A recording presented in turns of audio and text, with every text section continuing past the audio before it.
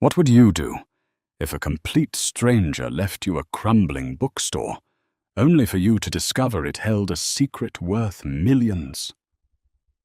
For one struggling woman, a random inheritance became a deadly game of deceit, buried family lies, and a single letter that flipped her reality upside down. The Seattle rain lashed against the cracked window of Beatrice Gallagher's cramped apartment, mirroring the bleak reality of her life. At 28, Beatrice was drowning. Her mother's prolonged illness had drained her savings, leaving behind a mountain of medical debt and an echoing grief that refused to fade. Now, clutching a bright pink eviction notice in her trembling hands, she had exactly 14 days to figure out how to survive. Then came the sharp knock at the door.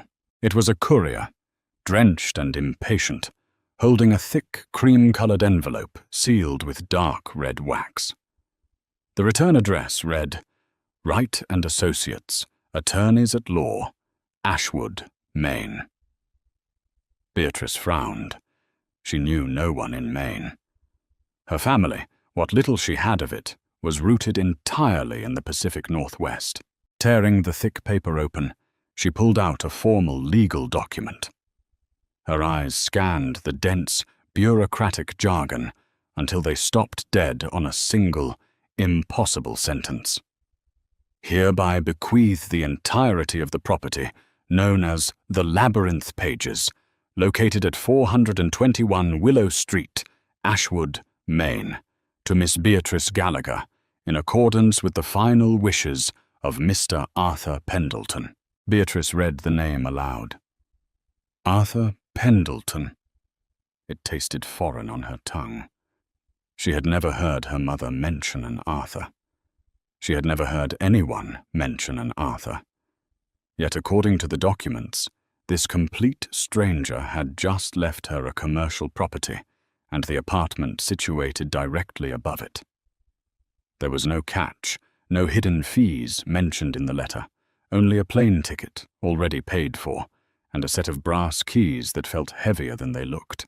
48 hours later, Beatrice found herself standing on the cracked, uneven pavement of Willow Street, in the sleepy, fog-drenched coastal town of Ashwood. The town looked like it had been trapped in amber since the late 1980s. Faded storefronts lined the quiet streets, and the salt-heavy air clung to everything. But nothing looked more forgotten than the building standing before her. The Labyrinth Pages was a towering, 3-story Victorian structure that leaned slightly to the left, as if exhausted by the weight of its own history. The dark green paint was peeling like sunburnt skin, and the large bay windows were thick with a decade of grime. Above the door, a wooden sign creaked in the ocean breeze, the gold leaf letters barely legible. Taking a deep breath, Beatrice pushed the heavy oak door open. A small brass bell chimed a weak, pathetic note. The interior was a bibliophile's graveyard. Towering bookshelves, warped by moisture and time, created a literal maze of narrow aisles. The smell of decaying paper, damp wood, and old dust was overpowering. There were thousands of books, stacked haphazardly on tables, shoved into corners and overflowing onto the floorboards.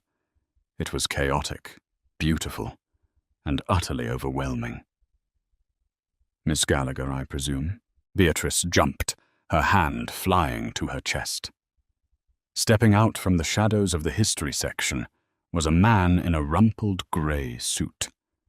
He was balding, sweating profusely despite the chill in the room, and clutching a leather briefcase to his chest like a shield. I'm Thomas Wright, he said, extending a clammy hand. The attorney who sent the letter. I was a friend of Arthur's. Well, as much of a friend as Arthur allowed anyone to be. Mr. Wright, Beatrice said, shaking his hand hesitantly. I don't understand any of this. I don't know an Arthur Pendleton. My mother never mentioned him. There has to be some kind of mistake. Thomas Wright wiped his brow with a monogrammed handkerchief. He looked nervously toward the front door, his eyes darting at the shadows outside. There is no mistake, Miss Gallagher. Arthur was very specific. He drafted this will 3 months ago, shortly before the lung cancer took his voice. He knew exactly who you were, and he was adamant that you, and only you, receive this building. Before Beatrice could press him for answers, the front door violently swung open, shattering the quiet atmosphere. The brass bell tore off its hinge and clattered to the floor. A tall man in a tailored, ridiculously expensive charcoal suit stormed into the shop. His jaw was clenched, his eyes dark and furious. He looked entirely out of place in the dusty, forgotten bookstore. "So you actually showed up," the man spat, his voice dripping with venom. "Richard," Thomas Wright squeaked, taking a distinct step backward. "You shouldn't be here. The reading of the will is concluded." Richard Montgomery ignored the lawyer completely, closing the distance between himself and Beatrice. He was Arthur Pendleton's estranged nephew, though Beatrice wouldn't know that until Thomas hastily whispered it to her. Richard looked Beatrice up and down with undisguised disgust. "Listen to me very carefully, little girl," Richard said, his voice dropping to a dangerous low octave. "My uncle was a delusional, paranoid old fool in his final days. The state of his mind was thoroughly compromised. This building belongs to the Montgomery family. It has belonged to us for generations. I don't know what kind of con you ran on an old, dying man from across the country, but you are not keeping this property." Beatrice stood her ground, her heart hammering against her ribs. "I didn't run a con. I didn't even know he existed until 2 days ago." Richard laughed, a harsh, humorless sound. "Spare me the innocent act. I'm a developer. I don't care about these rotting books. I care about the land. I will give you $50,000 right now to sign the deed over to me and get back on whatever budget airline you flew in on. $50,000. To Beatrice, it was a life-changing amount. It would clear her debts. It would give her a fresh start. But as she looked at Richard's desperate, hungry eyes, a sudden realization washed over her. He was offering too much for a rotting building in a dead town. He was too desperate. "No," Beatrice said, her voice surprisingly steady. Richard's face hardened. "Excuse me?" "I said no," Beatrice repeated, lifting her chin. "The bookstore is mine, and it isn't for sale."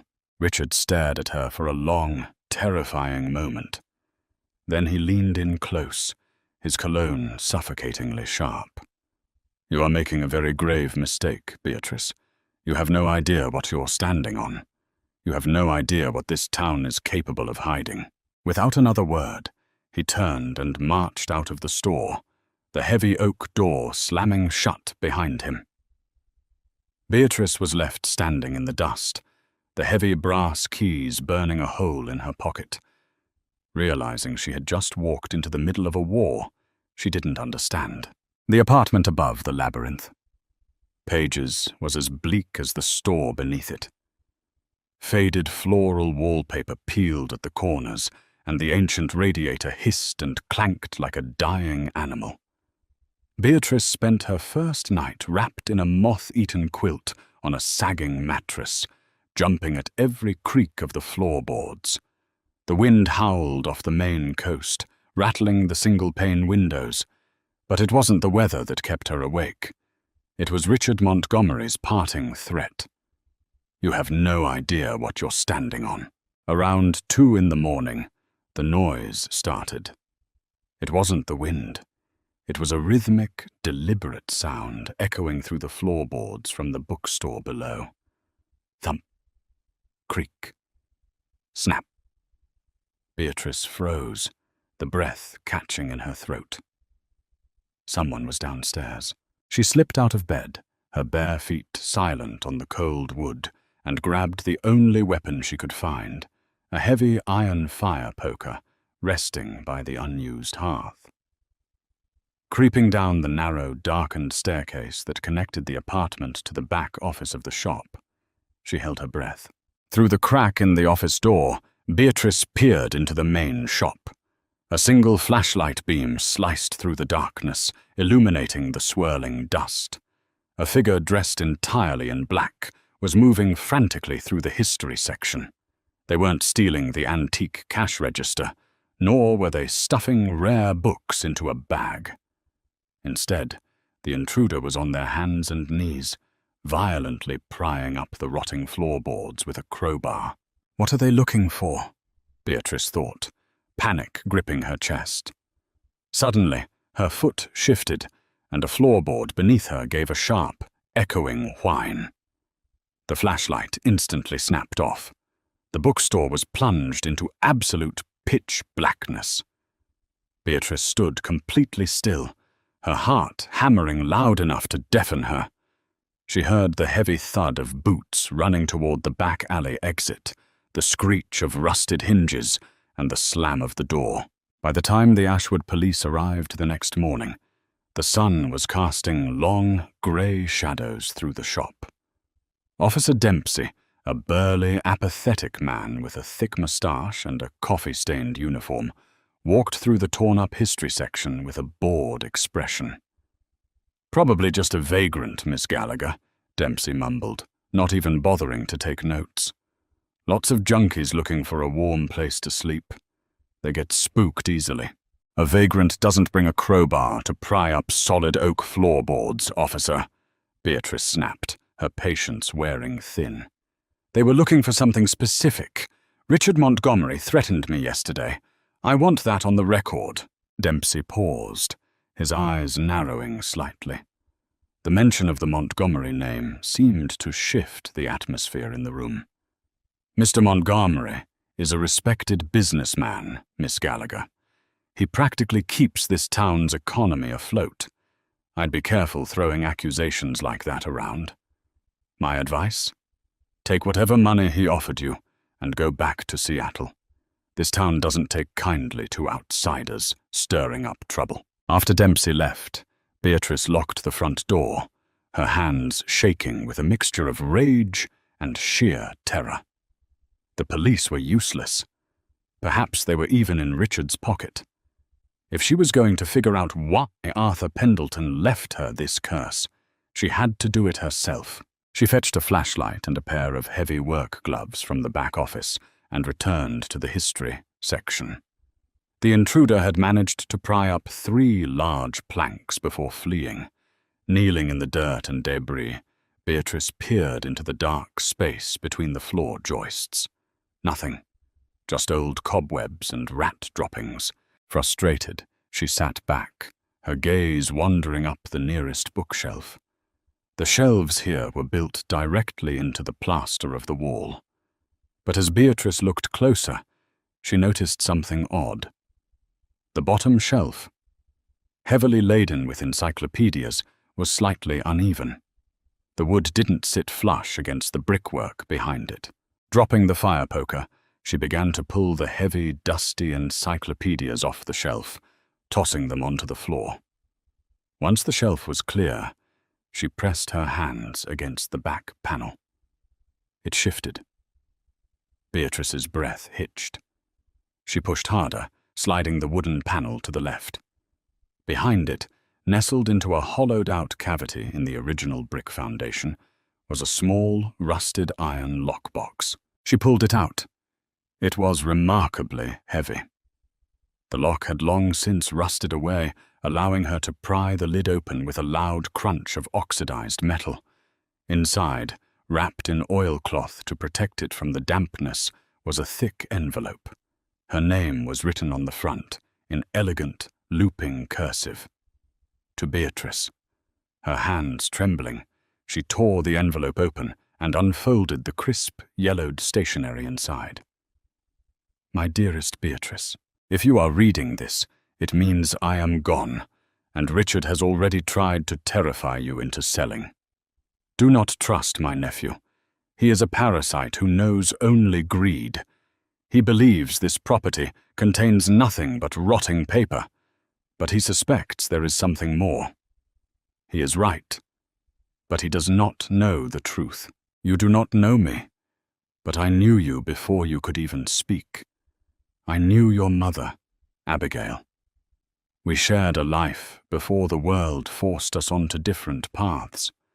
We also shared a secret that has haunted me for 32 years. The Labyrinth Pages is not just a bookstore. It is a vault. What lies beneath this town, what your mother and I buried decades ago, cannot fall into the hands of the Montgomery family. To find the truth about who you really are and what you are truly inheriting, you must look for The Count, the 1846 Paris edition. It holds the first. Be careful, Beatrice. There are eyes in Ashwood that never sleep. With profound regret, Arthur Pendleton. Beatrice dropped the letter as if it had caught fire. Her mother, her quiet, struggling, ordinary mother, had known this wealthy eccentric. They had buried a secret. The room spun. Her entire life felt like a carefully constructed lie. "Fascinating, isn't it?" Beatrice screamed, spinning around. Standing in the aisle, clutching a leather-bound journal to her chest, was a woman Beatrice had never seen before. She was in her late 50s, with sharp, bird-like features and piercing green eyes. "How did you get in here?" Beatrice demanded, snatching the fire poker off the floor. "The door is locked." "I have a spare key. Arthur gave it to me years ago," the woman said smoothly, completely unbothered by the weapon. "I'm Evelyn Reed. I'm the local historian, and based on the look of sheer terror on your face, Miss Gallagher, I'd say you just found Arthur's confession." Evelyn smiled, but it didn't reach her eyes. "You're going to need my help, Beatrice, because Richard isn't the only one looking for what your mother hid in this town." The heavy silence of the bookstore pressed against Beatrice's eardrums, shattered only by the steady, rhythmic drumming of Evelyn Reed's fingernails against the leather cover of her journal. The local historian stood completely motionless, her sharp green eyes dissecting every micro-expression on Beatrice's face. Beatrice slowly lowered the iron fire poker, though her grip remained white-knuckled around the cold metal. "How do you know about my mother?" Beatrice demanded, her voice betraying a tremor she fought desperately to suppress. Evelyn walked forward, her footsteps unnervingly silent on the dusty floorboards. Everyone who was anyone in Ashwood 30 years ago knew Abigail. She wasn't just a passing tourist. She was Arthur's archivist. She was brilliant, relentless, and she possessed an uncanny ability to find things that were intentionally buried. Together, they uncovered something the Montgomery family had spent 3 generations trying to keep hidden. "What did they find?" Beatrice asked, her mind racing. Evelyn offered a thin, cryptic smile. "That, my dear, is what we need to figure out. But I can tell you this.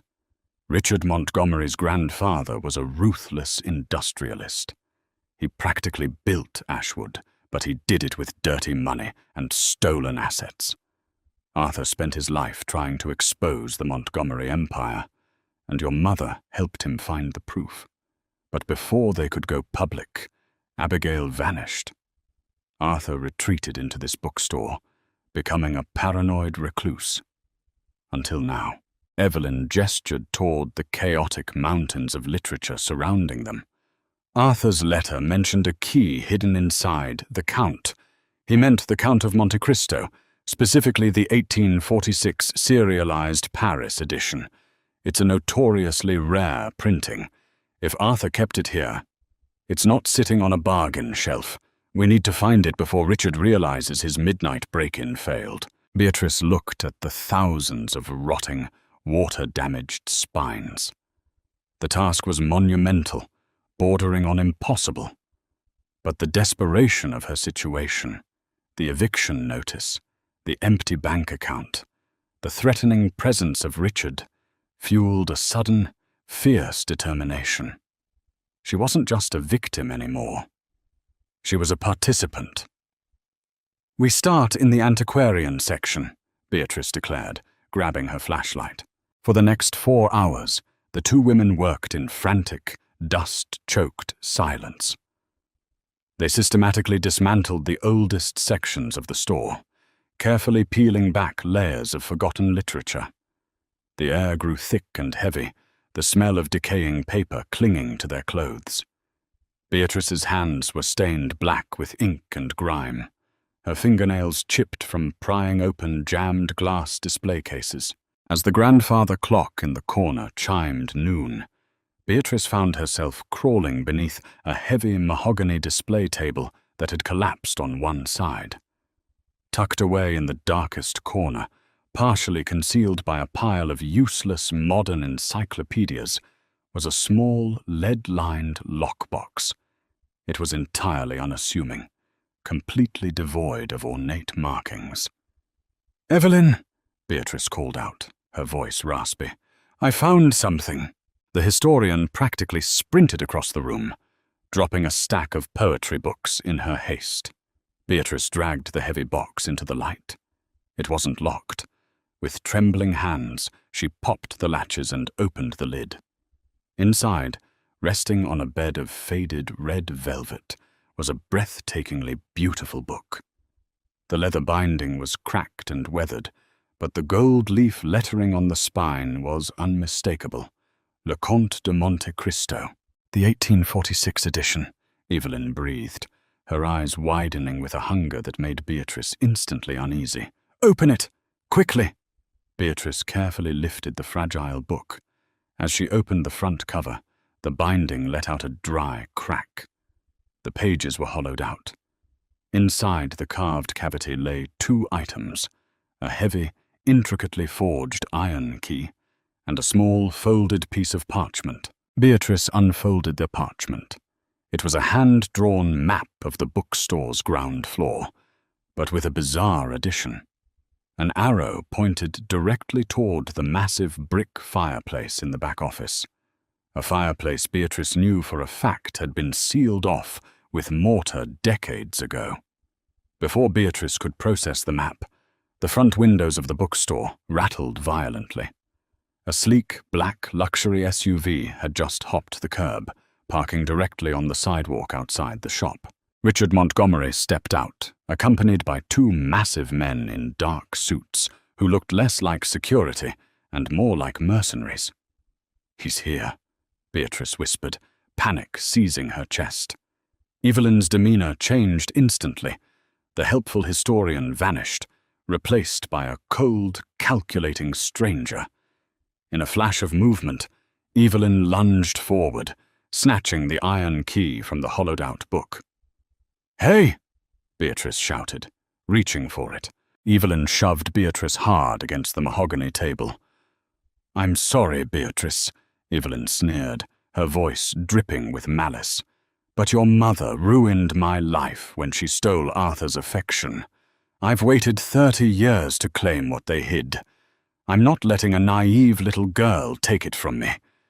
Evelyn sprinted toward the back office, leaving Beatrice stunned and bruised. The front door of the bookstore exploded inward, the deadbolt shattering wood as Richard's men kicked it open.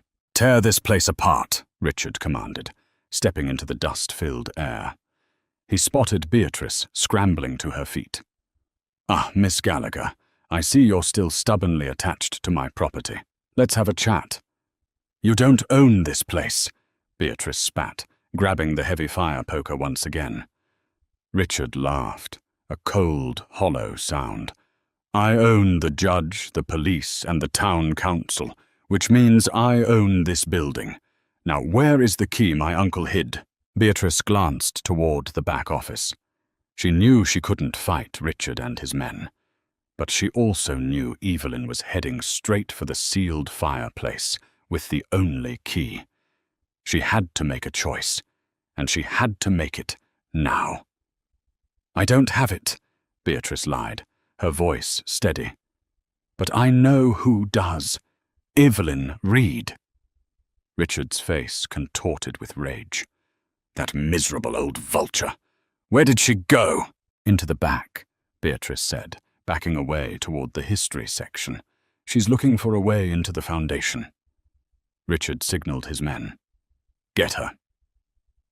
As the two massive men barreled toward the back office, Beatrice didn't wait. She slipped into the maze of bookshelves, moving silently through the dark, familiar aisles, her mind racing to formulate a plan to outsmart them all. The labyrinth pages became a chaotic hunting ground. The sound of Richard's men tearing apart the back office echoed through the damp air, punctuated by Evelyn's frantic screams as they cornered her. Beatrice slipped silently through the shadows of the biography section, her heart pounding a frantic rhythm against her ribs. She needed to reach the back office, but she needed a massive advantage. As she crept closer, she heard a violent crack. Peeking around the corner of a towering bookshelf, she witnessed one of Richard's men wielding a sledgehammer against the sealed brick fireplace. Evelyn was pinned against the wall by the other thug, her face bruised, the iron key clutched desperately in her hand. Richard stood in the center of the room, adjusting his cuffs with sickening calm. "Break it down," Richard ordered. "My grandfather swore Arthur hid the ledgers down there." Ledgers?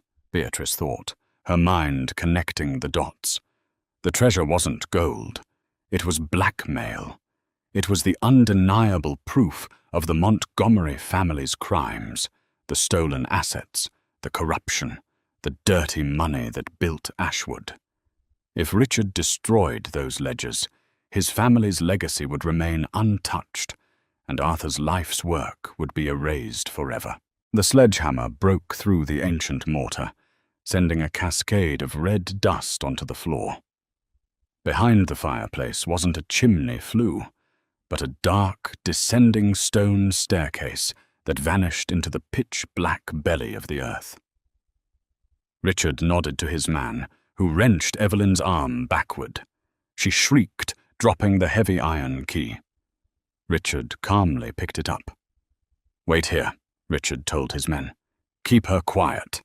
If the girl shows her face, break her legs." Richard clicked on a flashlight and descended into the dark staircase. Beatrice knew she had seconds. She looked at the heavy shelves surrounding her. Arthur had always complained about the structural integrity of the store. With a deep breath, Beatrice gripped the edge of the tallest, most overloaded oak bookshelf in the aisle, positioned directly beside the entrance to the back office.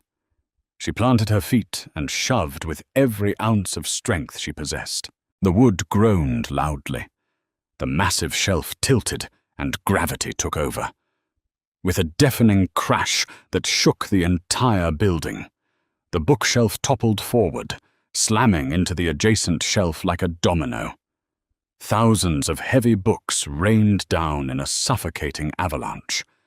The second shelf crashed directly across the doorway of the back office, completely trapping the two men and Evelyn under a mountain of heavy wood and literature. Beatrice didn't hesitate. Scrambling over the debris, she dove through the shattered fireplace and plunged into the dark, damp staircase. She descended rapidly, the air growing freezing cold and smelling intensely of salt and mildew. At the bottom lay a heavy, iron-reinforced wooden door, hanging wide open. Inside the cavernous smuggling tunnel, illuminated by Richard's flashlight, was an old, rusted bank vault door. Richard was frantically trying to fit the iron key into the complex locking mechanism. "It's over, Richard," Beatrice said, stepping into the light, the heavy fire poker raised. Richard spun around, panicking. "How did you get down here?" "Your men are trapped," Beatrice said, her voice echoing. "The state troopers will be here soon. I called them before I knocked the shelves down." It was a bluff, but Richard didn't know that. "You think I care about the police?" Richard snarled, abandoning the vault and drawing a sleek silver handgun. "My family owns this state, but you are a loose end, just like your mother." Beatrice froze, staring down the barrel of the gun. "That's right," Richard sneered, taking a step closer. Arthur thought he was so clever, hiding Abigail away. But my father found her. He made sure she kept her mouth shut. The stress of it, the constant running. It's what made her sick, Beatrice. We didn't kill her, but we certainly put her in the grave. A cold, terrifying clarity washed over Beatrice. Her mother's lifelong anxiety, her refusal to settle, it was all because of the man standing in front of her. "You're a monster," Beatrice whispered. "I'm a survivor," Richard replied, raising the gun. Suddenly, a loud metallic clang echoed through the cavern as a rusted pipe shifted in the damp draught. Richard flinched, instinctively looking over his shoulder. It was the distraction Beatrice needed. She swung the heavy iron fire poker with all her might, striking Richard squarely across the wrist. The gun discharged wildly, the gunshot deafening in the enclosed space, before clattering across the stone floor. Richard howled in pain, dropping to his knees. Beatrice kicked the gun into the dark water of a nearby drainage grate. She stood over him, breathing heavily. "You don't own me," Beatrice said, "and you don't own Ashwood anymore." Minutes later, the wail of sirens pierced the quiet morning. Beatrice's bluff hadn't been entirely false. The massive crash of the bookshelves had prompted a neighbor to call the state authorities, bypassing the corrupt local police entirely. When the troopers forced the vault open, they found ledgers detailing the Montgomery family's century of extortion, alongside a collection of priceless, stolen historical artifacts. Richard and his men were arrested, and the Montgomery Empire dissolved overnight. 6 months later, the Seattle rain was a distant memory. Beatrice Gallagher stood behind the newly polished mahogany counter of the labyrinth pages. The reward money from recovering the stolen artifacts had made Beatrice a millionaire. But she hadn't sold the building. She kept it. As the brass bell above the door chimed, Beatrice smiled. She had lost her mother to the secrets of this town, but in the ashes of those secrets, she had found exactly where she was meant to belong. Are you left breathless by that ending? If Beatrice's epic showdown and the dark truth behind the Montgomery Empire kept you on the edge of your seat, smash that like button and share this video to support the channel. Do you think Beatrice made the right choice keeping the bookstore? Let me know in the comments below. Don't forget to subscribe for more thrilling, real-life inspired mysteries. Stay curious.